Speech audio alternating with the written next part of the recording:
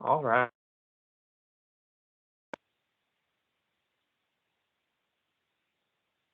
Hello, everybody. Good afternoon. My name is Rachel Griffith, Senior Policy Advisor with DCBS Division of Financial Regulation. This is our second Rulemaking Advisory Committee meeting related to the transparency provisions of Senate Bill 192 from this past legislative session. I've got, because we have a lot of people, like I won't go do the formal round of introductions, just a quick rundown of who we do not have in the room. Anne Murray, who's from Bristol Myers Squibb, was unable to attend today due to a health issue. And Jen Baker from Cigna is on the road apparently, but has not been able to join yet. I also am currently missing our PBM representative, who's Legina Mendez-Harper from Prime Therapeutics. And I know we had PCMA on our interested parties list, and we did receive comments from them, but I do not see Legina yet today.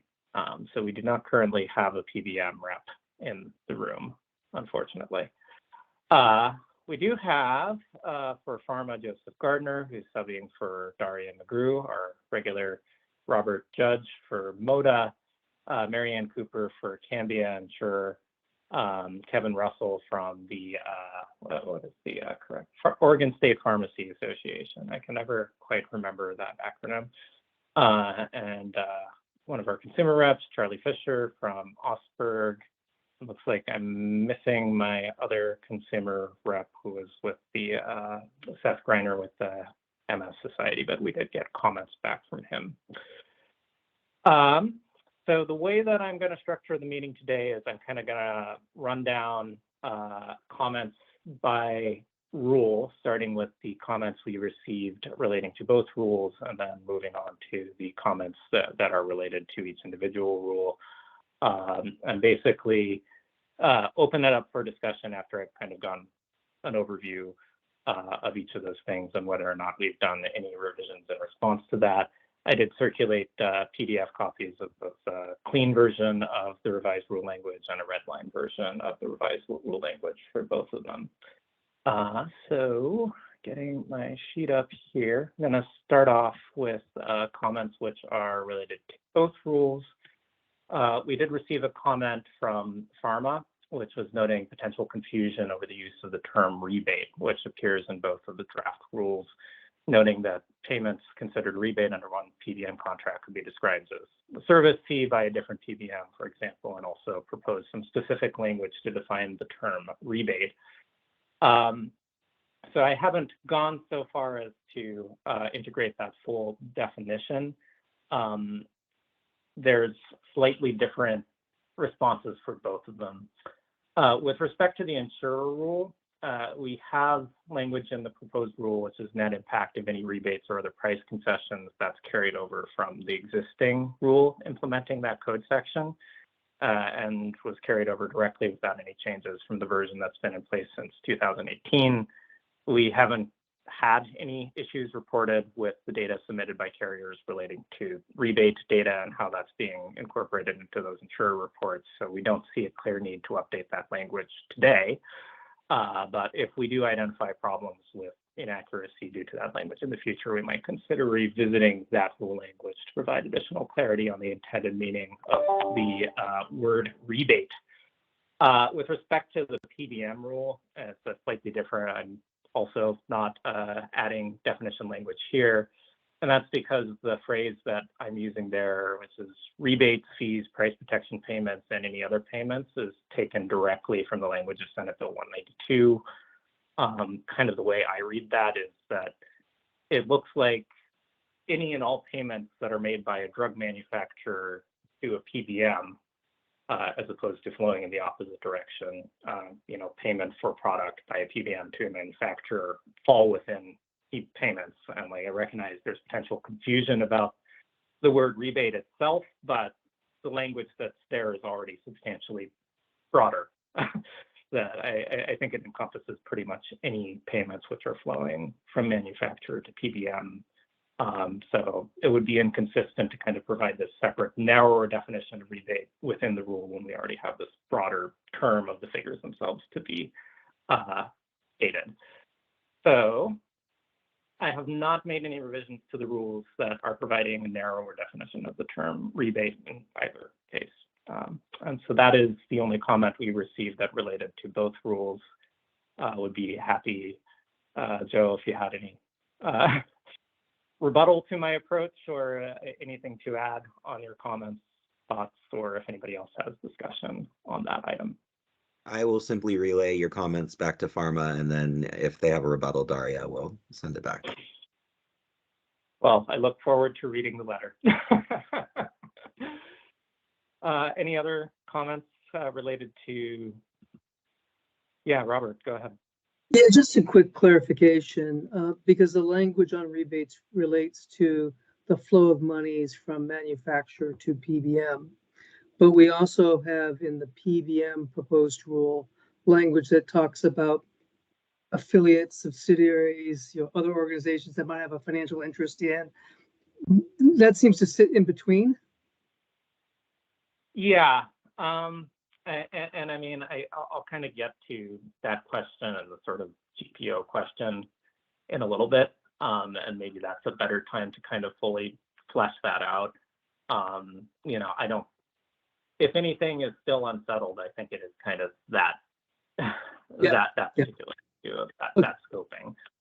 Like I did propose some amended language, but Okay. I don't know if it hits the mark quite yet.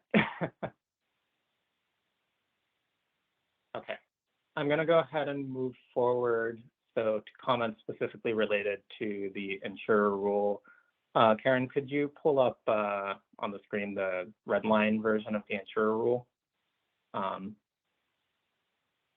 So I wanted to address, so first off, we did have comments from PCMA, who unfortunately we don't have our PBM rep here today, which suggested adding language to the rule's definition of insurer to explicitly exclude self-insured ERISA plans. And Regents also submitted comments calling for a clear exclusion of self-insured plans. That's always been our intent. We've never wanted the insurer rule to reach self-insured plans, and we don't think that we have the authority to do so necessarily.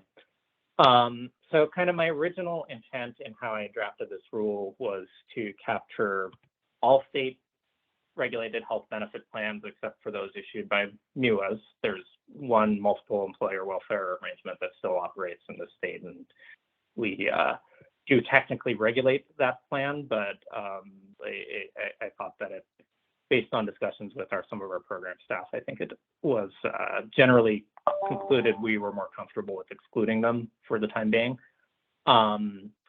And instead, I was basically relying on the use of the term health benefit plan, which is kind of specifically referenced in the rule and is generally kind of a set of magic words that we've used in the past to reach all state regulated plans without kind of reaching outside of that box. So I recognize that I didn't have an explicit reference to the statute there. So what I propose doing in here is adding sort of a definition of health benefit plans as defined in ORS 743B 005 sub 16, which includes both things that fall within the definition of health benefit plan and things that fall without. And it explicitly excludes self-insured ERISA, but does include fully insured ERISA, which are subject to state regulation and are kind of the biggest area of expansion the biggest area of expansion in this reporting as a result of Senate Bill 192. So that is my proposed change to make it a little bit more clear that we're excluding self-insured ERISA plans without going to state the entirety of the statutory name as was proposed by PCMA. Any discussion or comments on that change?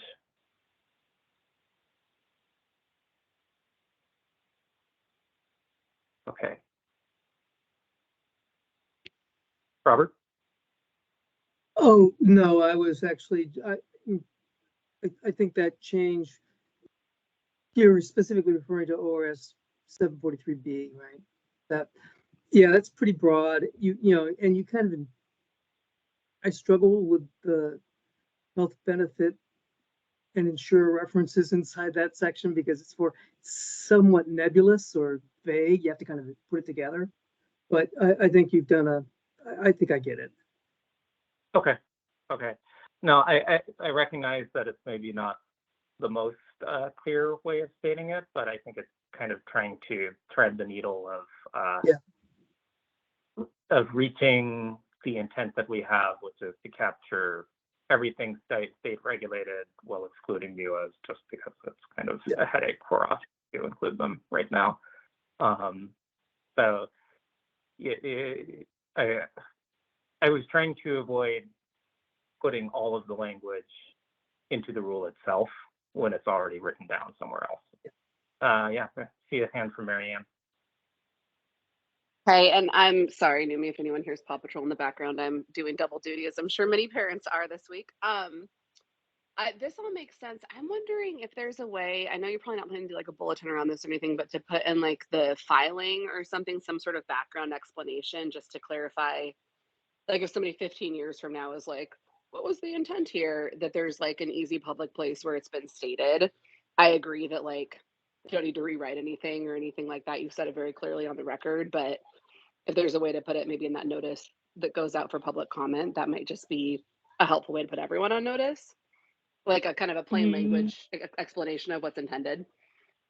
Yeah, I mean, certainly I can consider that. And I think like another mechanism that we might use to provide that sort of notice is in the sort of specific reporting instructions that are put out by the program team. And we do have people from the DPT program team on the call who can maybe take note of that for future instructions in the insurer reporting template that, you know, so like, I think there's a few different ways that we can kind of get that out there. So thank you for that. Awesome. Yeah, that sounds great. So I wanted to note a couple other changes to the proposed insurer rule, which were not related to stakeholder comments we received, one of which is something which I think both are things that we talked about in the first BRAC meeting. One is shifting the due date to the 1st instead of the 15th. That was a request from the program team. And the second is adding this reference to for drugs reimbursed by the insurer under both pharmacy and medical benefits and health benefit plans during the prior calendar year. That was a change made because the original rule language, as it was placed within the rate review process, kind of incorporated, okay, this is referring back to the prior calendar year. When I copied the language over, it lost that larger context, and I needed a separate statement of that. So that's what that change is about. Any comments or questions, discussion on those two changes?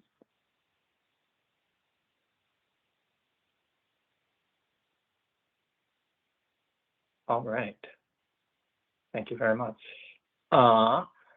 With that, I'll go ahead and move forward to the comments we received on the pharmacy benefit manager role.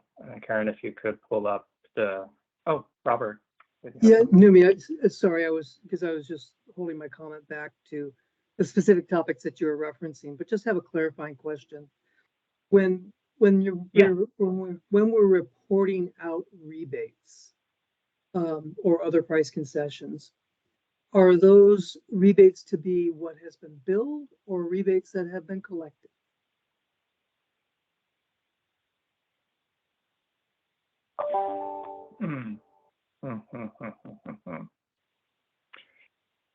I do not have the answer to that off the top of my head. I think kind of the way that I've considered is we're trying to look at it as sort of an end of year accounting. And so, It's received. Yeah.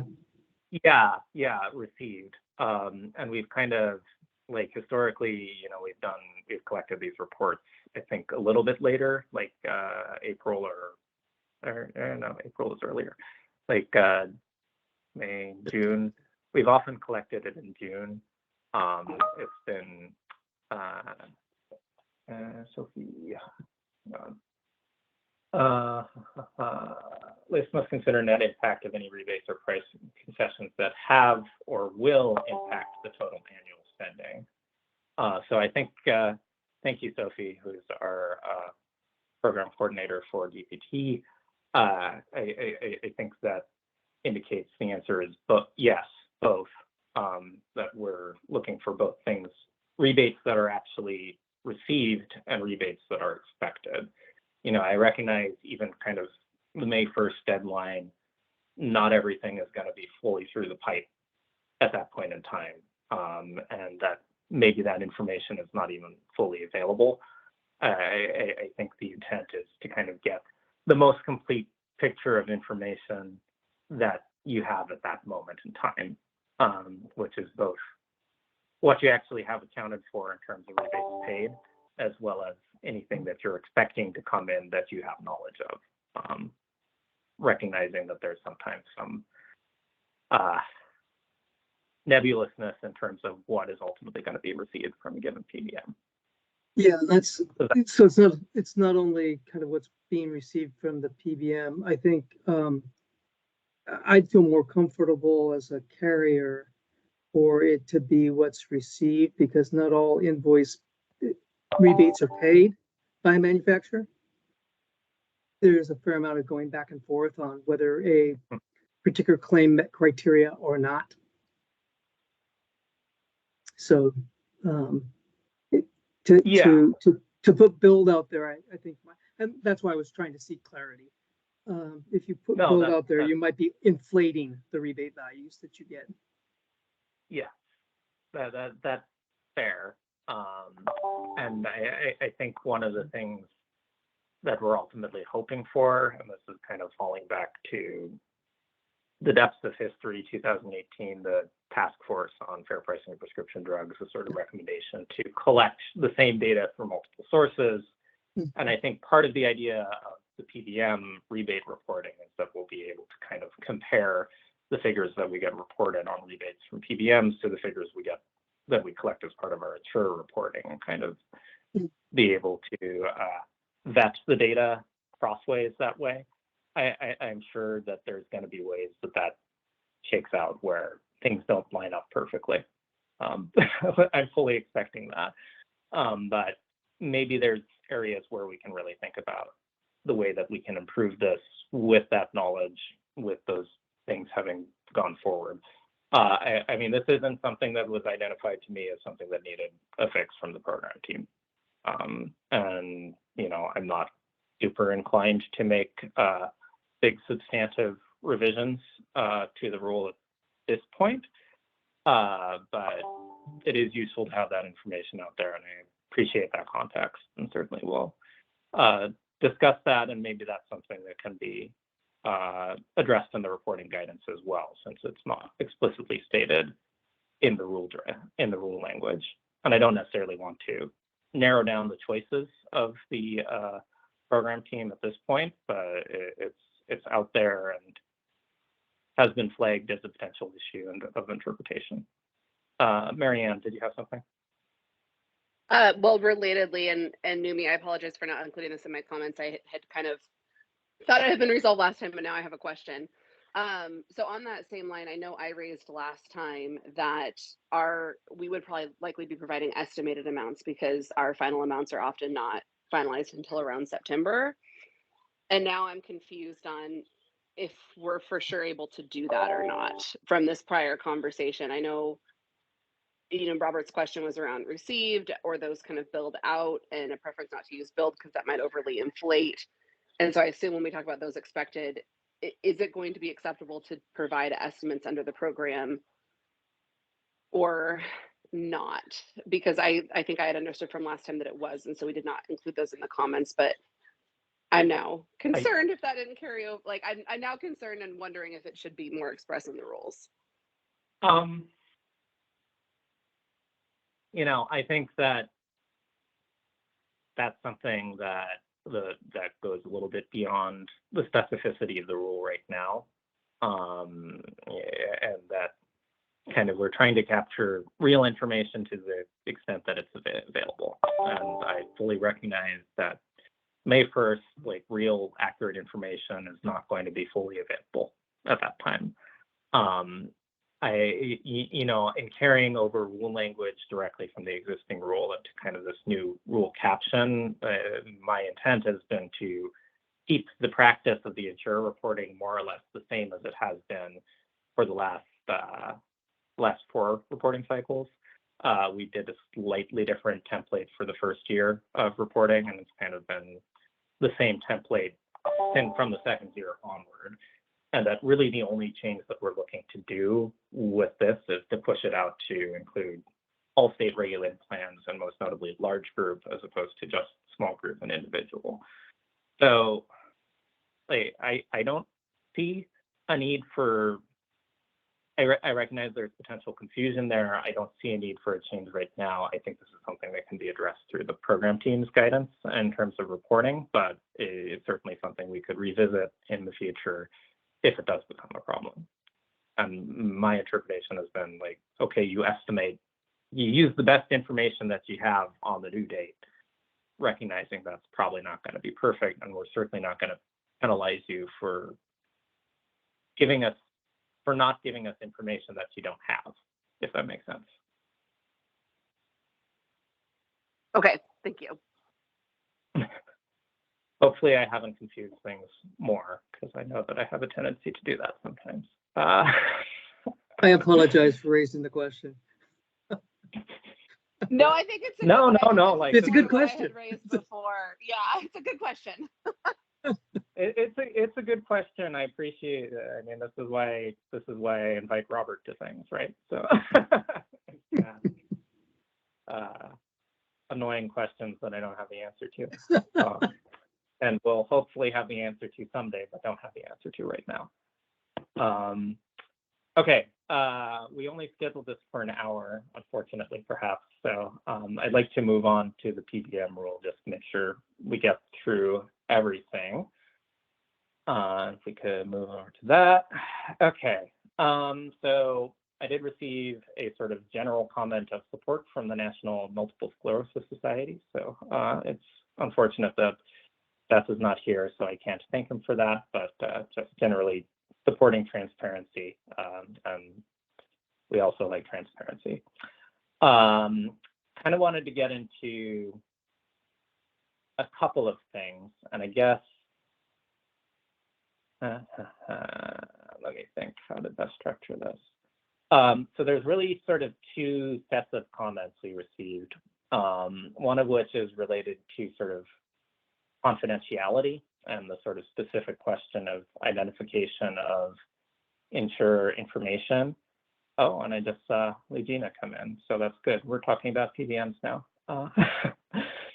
So welcome, Legina, and I also saw Jen Baker join. So welcome, Jen from Cigna, and welcome, Legina. Hey, I'm on my phone, so I apologize if I'm like background noise when I chime in. But thanks, Numi.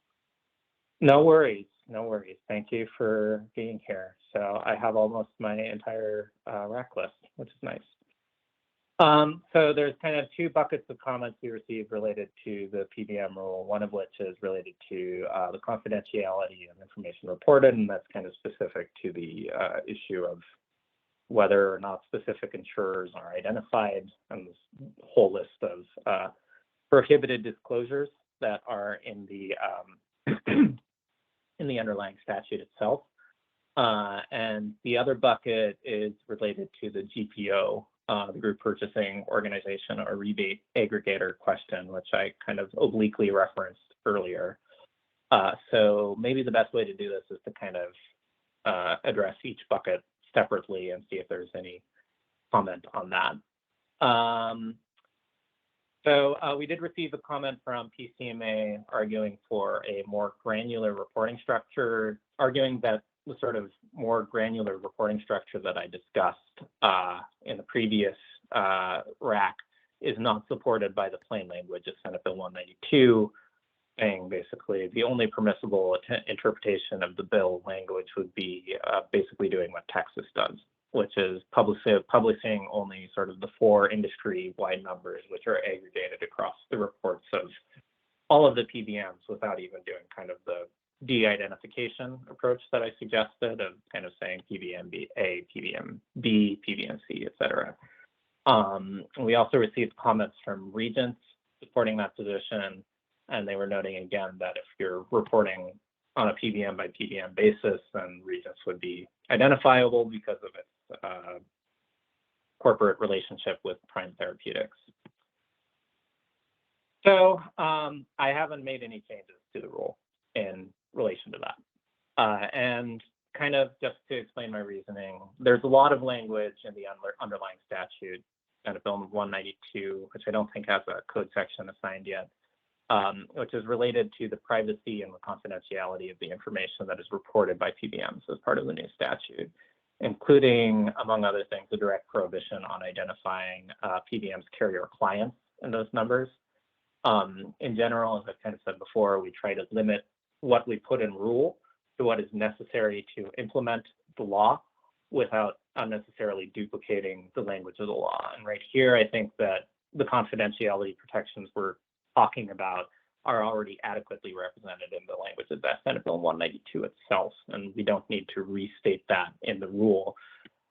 Beyond that, the manner in which PBM data is published, I would say is more a matter of program implementation rather than policy on this side, and that this rule is really addressing the way that the matter of how data is reported to us by PBMs, not necessarily structuring how we're publishing that information. But we do acknowledge that there are significant limitations on how PBM data is collected under the Act, how that may be published, and plan to implement the program in a way that is consistent with the statutory language. So I'm not planning to make any changes to the rule to specifically address that concern. However, we do acknowledge that there's a lot of confidentiality protections written into the statute itself, and that certainly that we will implement the law consistently with that language, which definitely means, we're not going to be publishing PBM names, and it may also mean we're not even publishing the sort of breakdown by PBM individually. It's going to be probably something more similar to Texas. It's the 4 aggregate numbers. But that's more something that is ultimately going to be decided by the program team. Marianne, go ahead. No, I just want to confirm that I understood correctly. So kind of at base, you're saying the statute has existing privacy protections. DFR intends to honor those. What this rule is talking about is more how the data is collected, not necessarily how it's going to be published or shared out with the world. And the statute already governs that, and you understand that those confidentiality protections exist. Is that correct? Yes, I would say that. Okay. That is what I said in fewer words, so much more clear. I just wanted to make sure I understood. Okay, thank you very much. And Numi, this is Legina. I appreciate you addressing this. Again, I think this is consistent with what you said the first time, is that, it's in the statute, but, I just wanted to point out, especially for Prime and Regents, there is a kind of a unique issue that we have because we don't have multiple clients within the state. So, and, that's a nuance specific to us, but a nuance that's pretty important nonetheless. So certainly appreciate you taking that into consideration. Absolutely. We implement the laws, we do not write them, mostly. So that is that. The other comments you received are related to the sort of the group purchasing organization rebate aggregator issue that kind of was referenced earlier. We did receive some comments from PCMA proposing removal of subsection 3 of the draft rule, which is the subsection that kind of states our expectation that PBMs include rebate figures in their report that were paid to subsidiary or otherwise affiliated entities. The PCMA comment was pointing to the legislative history of Senate Bill 404 from the same session, contained similar rebate reporting requirement, but also extended that reporting requirement to group purchasing organizations, or GPOs. The comment was arguing that this indicates a legislative intent because 192 was adopted ultimately without the GPO language, whereas 404 died in committee, that indicates a legislative intent to exclude GPO figures from reporting. And we also received some comments from regents expressing support for that position, that GPO reporting is beyond the scope of Senate Bill 192. However, we also received comments submitted by pharma, which kind of went into a fairly extensive discussion of market trends related to third-party organizations and affiliated entities, sometimes organized as foreign entities, which may be used by PBMs to shelter revenue from rebates and other payments from, for example, state transparency laws. The pharma comment was supporting retention of subsection 3 and also proposed some more extensive language defining precisely what other affiliated entities means. So I've tried to square the circle a little bit, which is that I have kept some language in here. So first, having some corrections, the way that I had phrased the original rule, it made it sound like we were looking for data from manufacturers. We're not in this instance. We collect data from manufacturers and other venues. Specifically, we're looking to collect data that from PBMs that also reflects payments made that are handled through affiliated entities. And so kind of what I've done is added a little bit of language kind of defining, rather than stating otherwise affiliated entities, which I recognize is a very broad term and could even, include pretty much anybody that a PBM contracts with. So that's too broad, clearly. What I've tried to do is do something that's a little bit less extensive than the definition that pharma suggested, and instead kind of going to state any other entities that the pharmacy benefit manager holds an ownership interest in, or any entities which hold an ownership interest in the pharmacy benefit manager. So really looking very specifically to that sort of corporate relationship, whether it is kind of, okay, an entity that is collecting rebates on behalf of the PBM that is owned by the PBM, or to pull an example completely out of thin air, say rebates that were paid directly to regents, and then we would expect Prime Therapeutics to report that as part of their rebate number as well, just to kind of call back to something that's at the top of my mind for no particular reason. I also wanted to note, I did discuss in the first RAC meeting that we're really looking to kind of the Texas implementation of their rebate reporting law and guiding our implementation of Senate Bill 192, since the language related to PBM reporting was very, very purposefully modeled on the Texas statute. And Texas did issue guidance to reporting PBMs that is clearly indicating that payments made by manufacturers to an affiliate third-party entity. Oh, I'm sorry. Just ignore that. You're fine. Continue on. my son wanted to report out on Paw Patrol, and now you guys have all heard it. I'm sorry.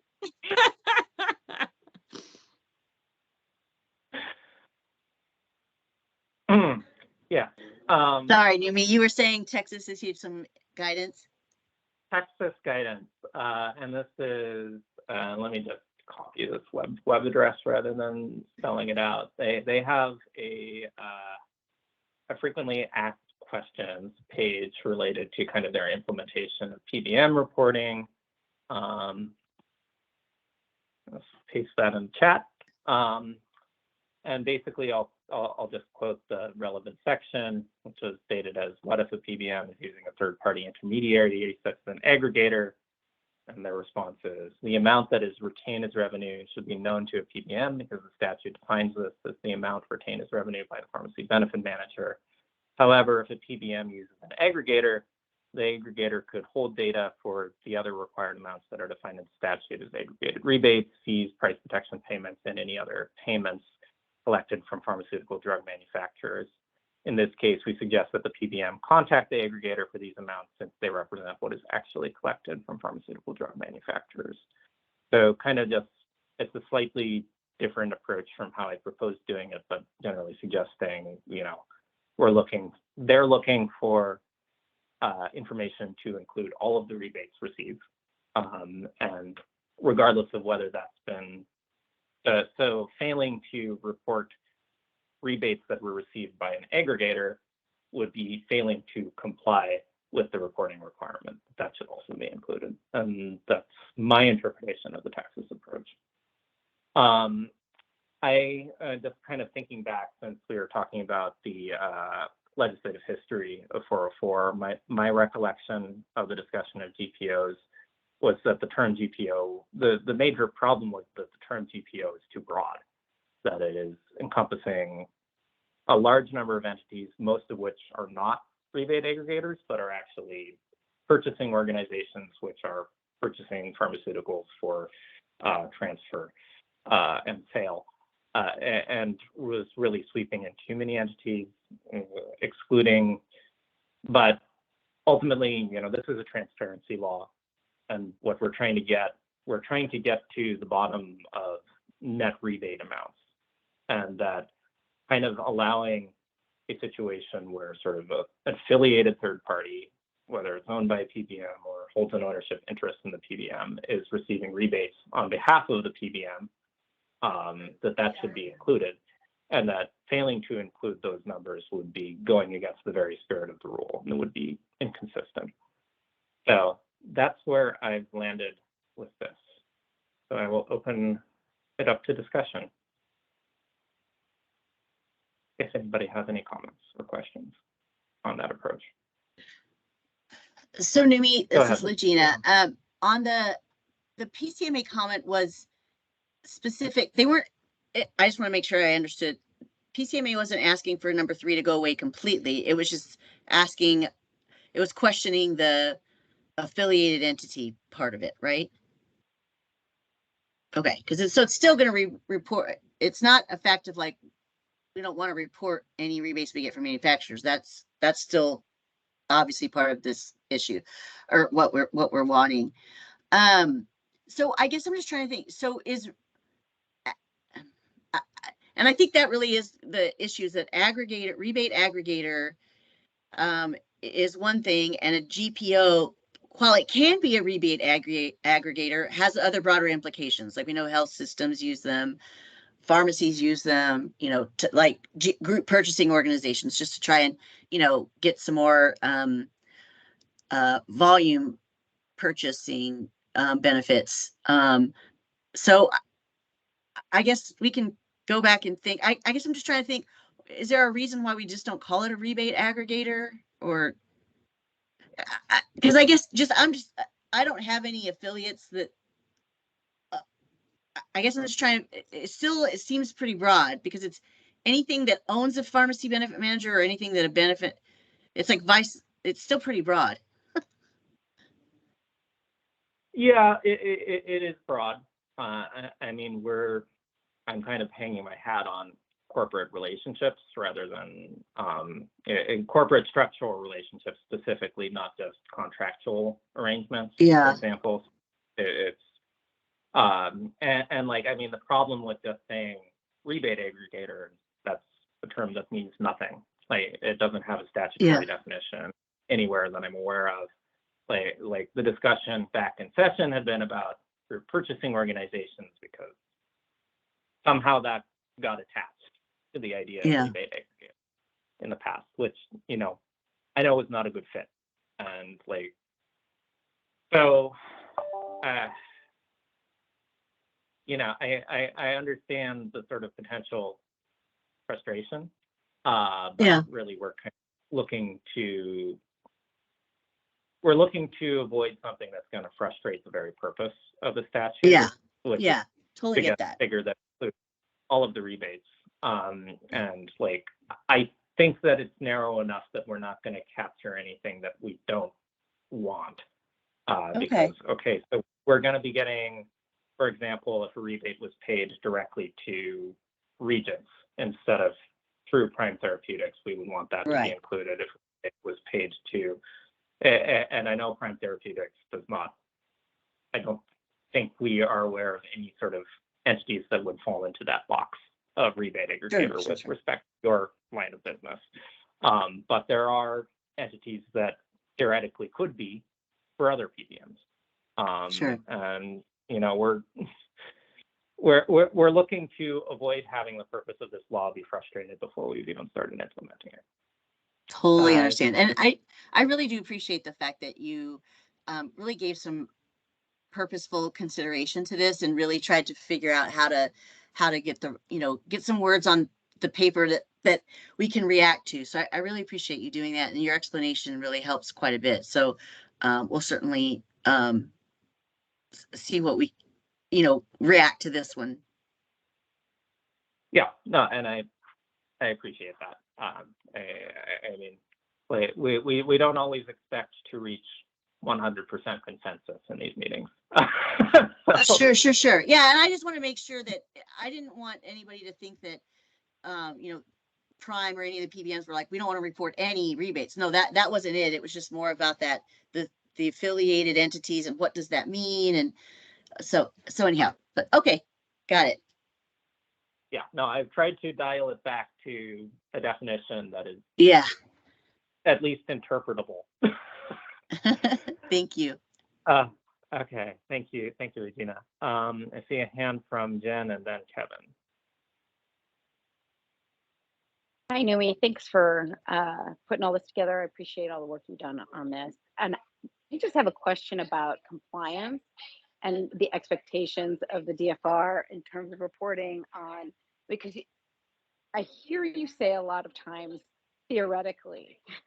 And so I want to know what that means more specifically in terms of what your expectations are in terms of reporting. Again, I 100% agree with everything Regina has said in terms of we want to report rebates that we receive or we issue. But, how is that all going to function? And do you anticipate that the DFR is going to issue guidance? The plan at this point is no.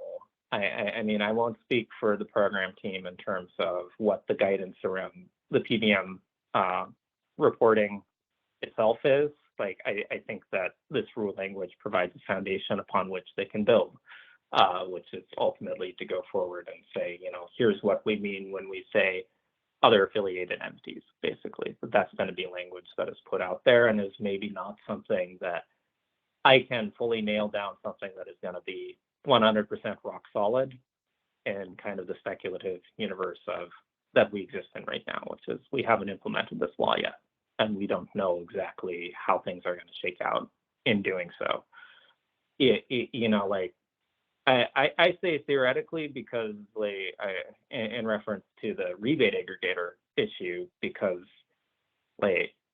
we've heard a lot of stuff that says this is a thing that's happening, but I've seen very little stuff that really nails down the way that actually is happening. And I was pretty heavily involved in the drafting of the white paper that was released by the NAIC recently. I guess it was this year. The white paper on pharmacy benefit managers that was released by the NAIC. And, one of the things that we struggled with was that people brought up rebate aggregators, brought up this practice, brought up it as being a potential challenge to state transparency laws, which are looking at PBM specifically. But in terms of actually being able to write anything about it, nobody was able to provide anything specific enough. So it's in the air. We know it's out there. And at this point, I'm inclined to say that there's enough smoke in the air that there's probably something on fire somewhere, but we don't have that information. And existing in that realm of uncertainty, when you say smoke in the air, what specifically do you mean by that? I'm kind of curious. I mean basically that it is a plausible enough proposition that a pharmacy benefit manager could be incorporating a third-party entity in a foreign jurisdiction with the express intent of underreporting rebate numbers or underreporting the amount of rebates that they retain. That there's been enough talk about that being a thing, that it seems plausible to me that that's something that could happen. I don't know that that's happening, but that's where we're at. And I've tried to draft a rule that in the event that that is happening, that is not a way that somebody would be able to frustrate the purpose of this transparency law. Hope that's helpful. I only have 10 minutes left in the meeting, so I want to keep moving forward. Kevin, you had your hand up. Yeah, I just wanted to state that I support the revised language there in number 3. Even though the language is fairly broad, I think it's important that it is kind of generically broad as it is, so it does incorporate whatever business models may be out there. And I think it's okay that it's broad because it's pretty specific in other rules and the legislation itself, what we're trying to accomplish, right? We know we're trying to get, and we're not trying to get things that are not direct rebates for the drug transaction. So I just wanted to say I support the revised language. Thank you, Kevin. I appreciate that. Any other comments, questions, concerns about the PBM reporting rule? Okay. I want to move forward to the statement of need and fiscal impact, the most exciting part of every rulemaking advisory committee. Just to kind of, I recognize, like, I only got this stuff out to y'all on Naomi, can I just, Friday. I'm so sorry, it's Jen Baker again. Can I clarify one more Yeah, thing? go ahead. This only applies to fully insured book of business. That's correct, right? I just wanted to clarify that. With respect to the PBM rule? Yes, sorry.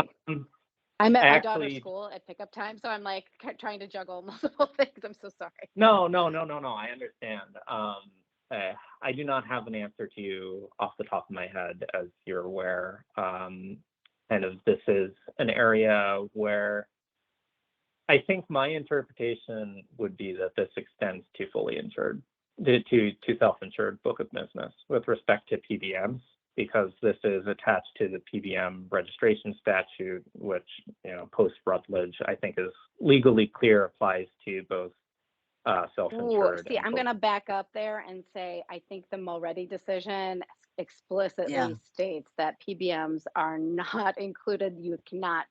They are intertwined so much with the ERISA health plan that you cannot have jurisdiction within the PBM only. And the 10th Circuit said that very clearly, and that just recently their en banc decision unanimously came down and agreed with that. So I am going to push back and say this should not apply to ERISA self-funded rebate information at all. And it's not that we don't want to report it, it's that we want to keep those entities separate. And so if the DFR feels differently, I think it's on your, you know, you need to show how that would apply and where the jurisdiction comes from, because I definitely think already makes it very clear ERISA is not within the state's jurisdiction.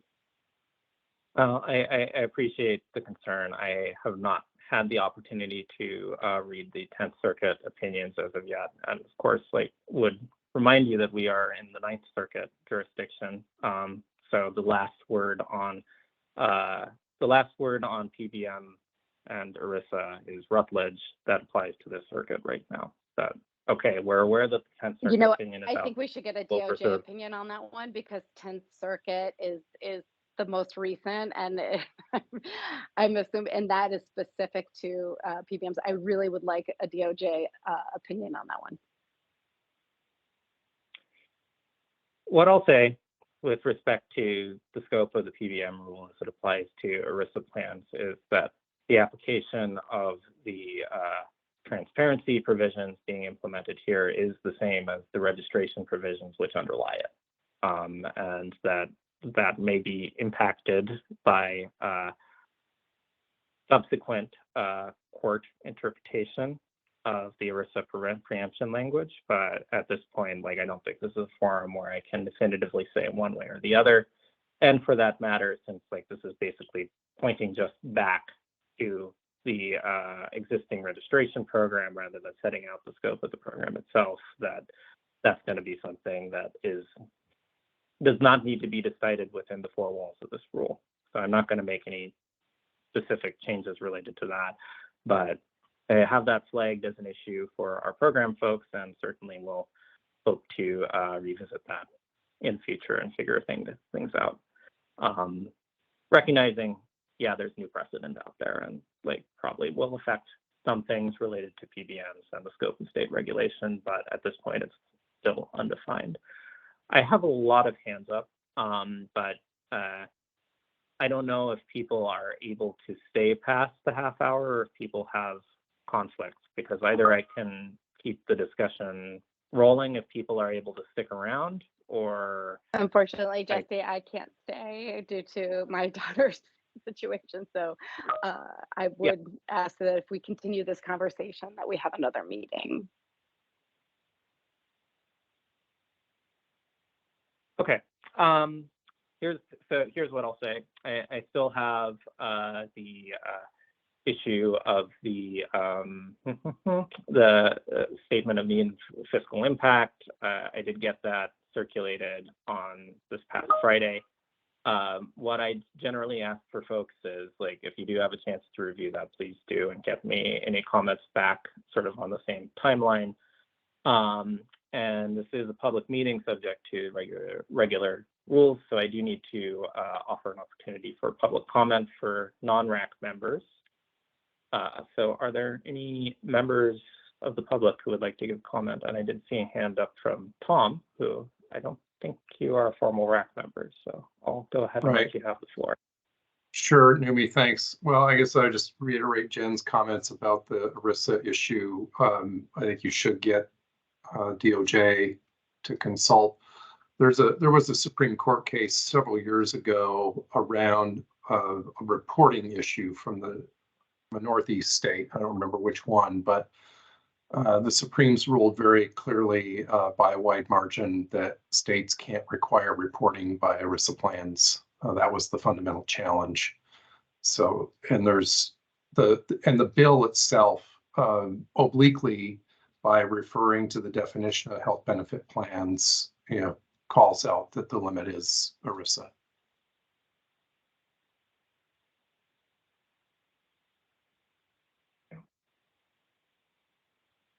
Thank you, Tom.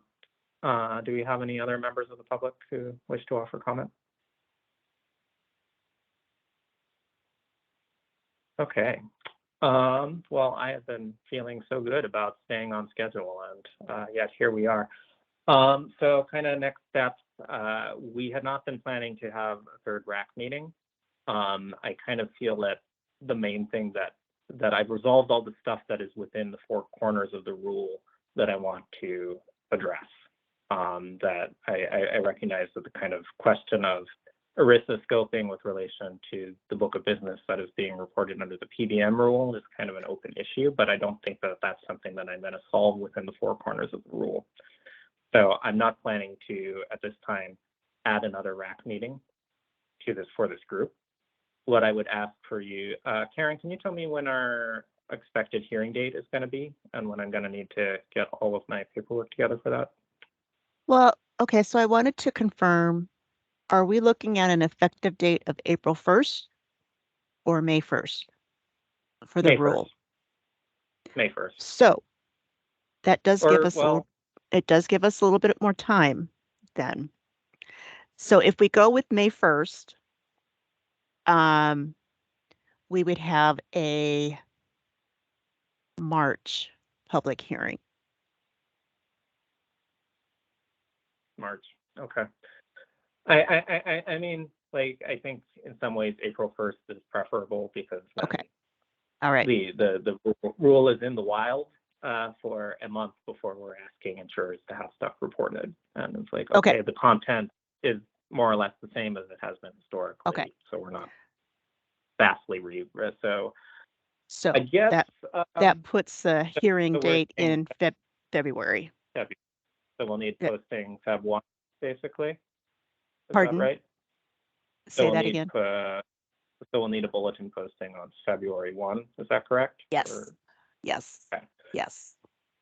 So how about what I'll say is, and I don't want you to spend all of your holidays thinking about PBMs.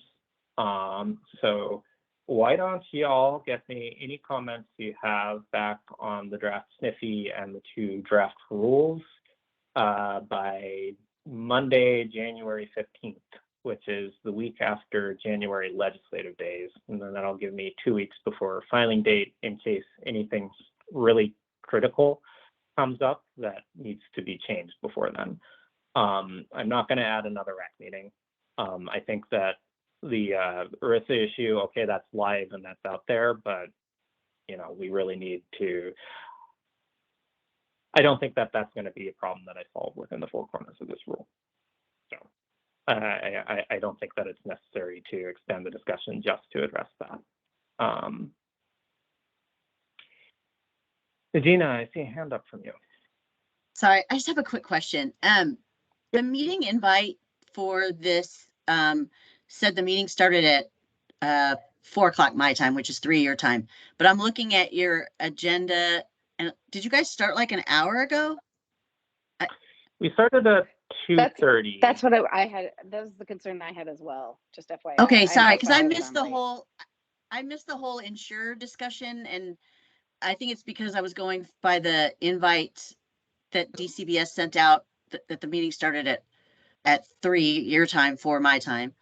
So I apologize. Is there a way for us to listen to what you talked about with the insurer? Because it's showing that it's only 33 minutes recording, but I don't know if that's just because that's when I joined. Yeah. That's probably what that is. We do have the full meeting recorded from 2:35 or so Pacific. Yeah. Oh, okay. So We can. but I will figure out how to. I don't know if I can email that recording out. I kind of doubt it, but we'll figure out a way for you Okay. to Because I view think there was just a the question recording. about, yeah, I thought there was just a question about with the insurers that you were going to exclude like the MIWAs and like, I thought there was going to be some language added. I don't see that it's there, but I didn't get to hear what the thought process on that. So Yeah, no, I mean, we'll figure out a way to get you the recording and just Okay. for, I think kind of we had excluded MUAs originally by just kind of restating the definition of insurer that is in 743B, while excluding specifically that entity type.